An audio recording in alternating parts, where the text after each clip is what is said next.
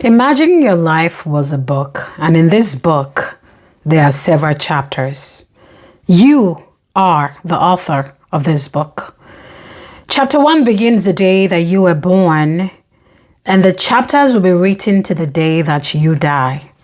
This book will continue to be read by many long after you're gone, or will become buried over time among other piles of books in an abandoned library never to be remembered. This would depend in part on the impact that you have made and the story you've told. This book begins with you, and eventually we, the readers, are introduced to different characters in your story. For example, your parents might appear in chapter 1, and if the stars align, your spouse may be mentioned in the last chapter. At the end of the day, these characters are added to your story at different chapters of the book. Truth is that some characters will only appear for a short time. For example, your summer fling, the ex that got away, and other characters will stay in your story forever. The difficult part is that it is hard to know who will be in your storyline. This includes family, children, spouses, and close friends. We can only hope, but time will tell. No matter how much the reader falls in love with the characters, they are still characters in your story. You get to choose what story you want to write.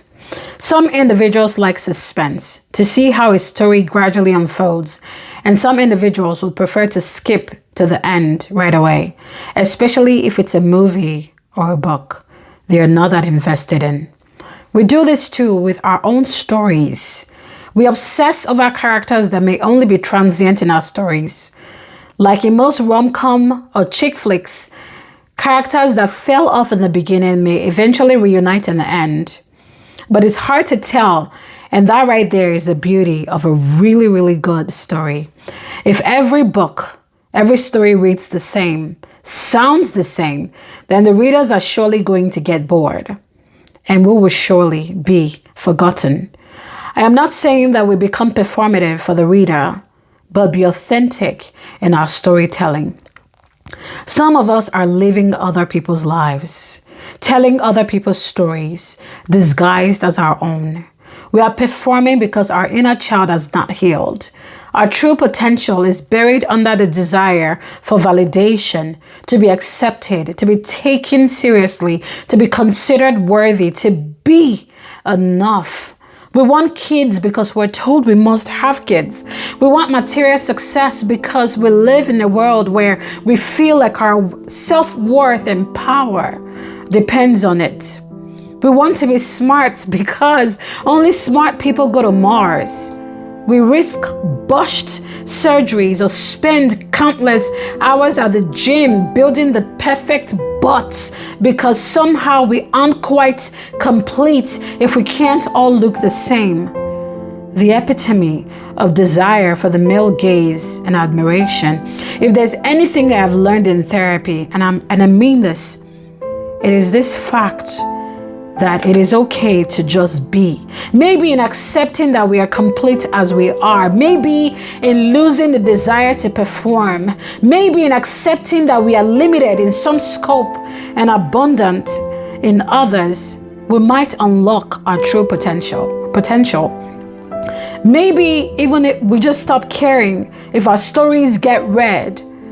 Or maybe we write stories that are interesting for the readers, because for the first time in a long time, they met a truly remarkable person who wasn't afraid to truly live in harmony with themselves. Maybe that's where happiness lies.